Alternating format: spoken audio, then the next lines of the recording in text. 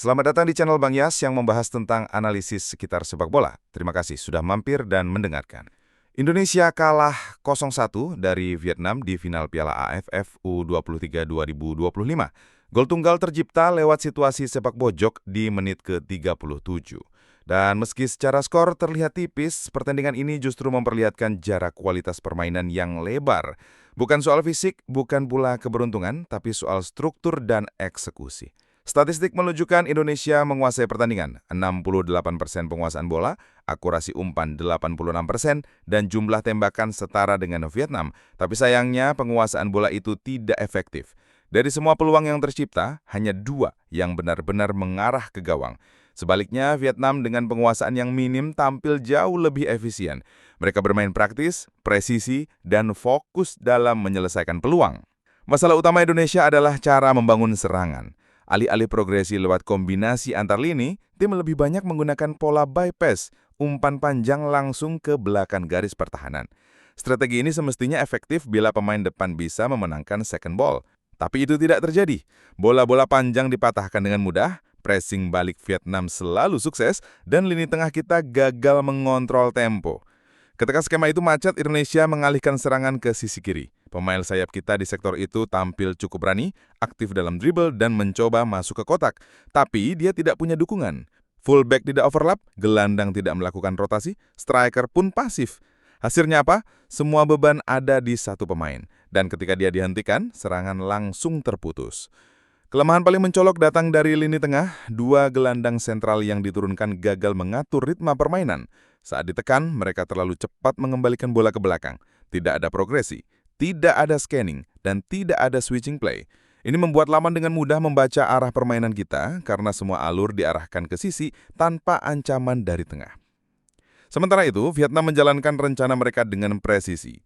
Mereka mulai dengan formasi 3-4-3, tapi saat menyerang berubah menjadi 3-2-5.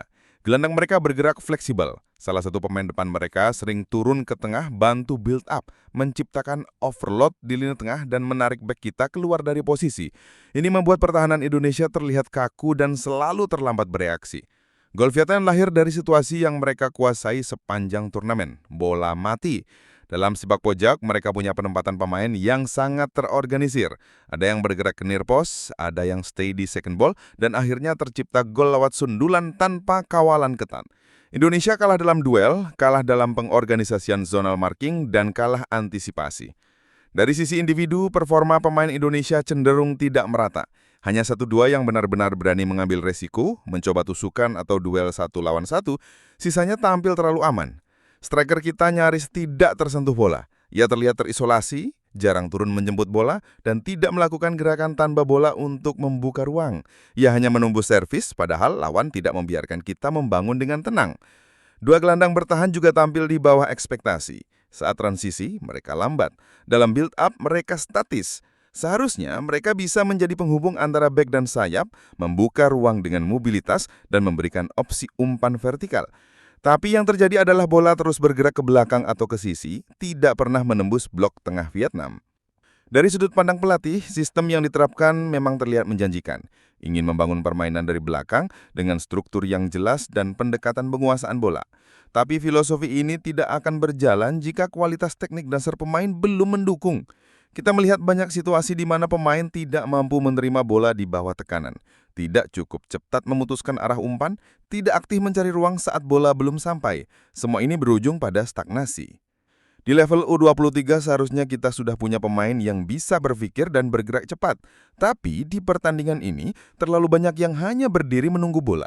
Tidak ada improvisasi, tidak ada keputusan spontan yang bisa mengubah arah serangan, dan tidak ada keberanian untuk bermain di antara garis lawan.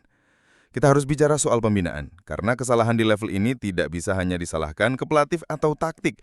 Ini soal bagaimana pemain kita dibentuk sejak usia dini. Apakah mereka sudah diajarkan untuk scanning sebelum terima bola? Apakah mereka terbiasa main di bawah tekanan pressing?